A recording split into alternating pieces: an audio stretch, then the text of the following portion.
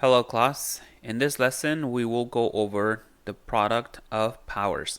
So we're going to go ahead and figure out the rule for multiplying two powers that have the very same base. For that we're going to go ahead and use repeated multiplication, and that's going to be by using the definition of a power. So for example, we have 2 squared times 2 to the 4th. What does that mean? It means that the first power, 2 squared, means 2 times 2 times the second power is 2 to the 4th. So I need to see the 2 repeated 4 times. So now we're going to go ahead and take that repeated multiplication form and go ahead and rewrite it using a power. To rewrite it as a power, I need the base. So I need to identify what is the number that is being repeated. In this case, the number 2.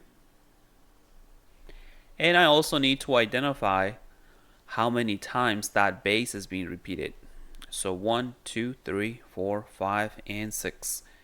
So the power is 2 to the 6th. Next, we go ahead and repeat the base -3 2 times. So -3 times -3. And we have to multiply this by -3 to the 4th. So in order to go ahead and rewrite this as a power, the value that's being repeated is the -3 inside a parentheses. And how many times is that repeated? 1, 2, 3, 4, 5, 6 times. So this product becomes -3 to the 6th power. So start paying attention to what happens to the exponents, okay? Because we are multiplying the same base with different exponents. Now the next one, we have 7 cubed. So 7 times 7 times 7. We need to go ahead and multiply this by the power 7 squared. So 7 times 7. So the value that's repeated, the number 7, so that is my base. How many times is that repeated? 5 times. So 7 to the 5th. So hopefully by now you are getting an idea of what's going on with the exponents. So always keep in mind a good question to ask. What is it that's changing and what is it that stays the same to go from the product to the power?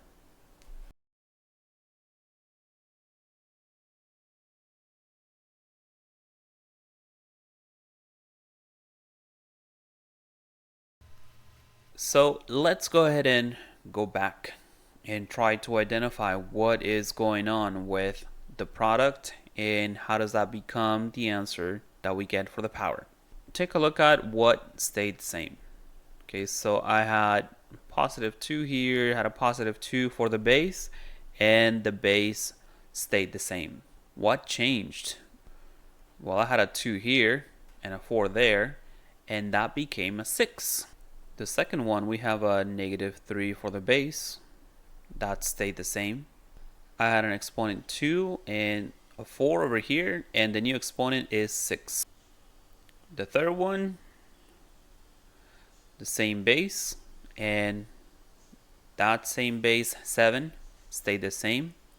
I had an exponent 3 and 2. What operation do I use so that I get 5 as an exponent?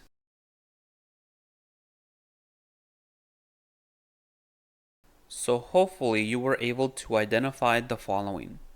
We keep the base, which happens to be the same between the two powers that are multiplied, and then what do I do with the exponents? I add them. Is that the same thing for the other expressions? Let's go ahead and take a look at this. So same base, I get to keep it, -3. I have an exponent 2 and a 4. So 2 plus 4. And then I get -3 to the 6th power, which is what I got as an answer.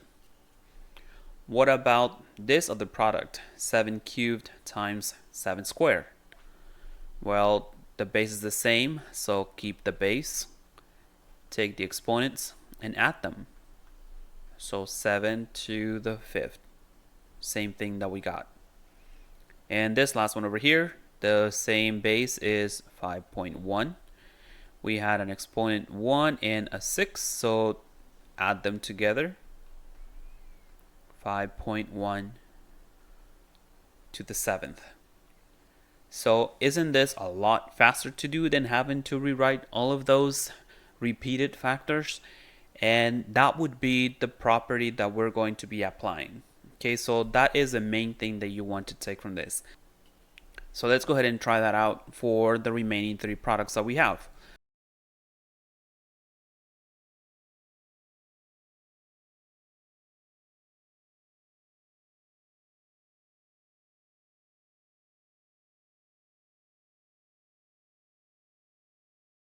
So this sort of pattern that we can apply when multiplying 2 powers with the same base, we call it the product of powers property. And it says when you multiply powers with the same base, keep the base and add their exponents. So if we have a power with base a to the m and another power with the same base a to the n, when multiplied, all you have to do is keep the base and add the 2 exponents.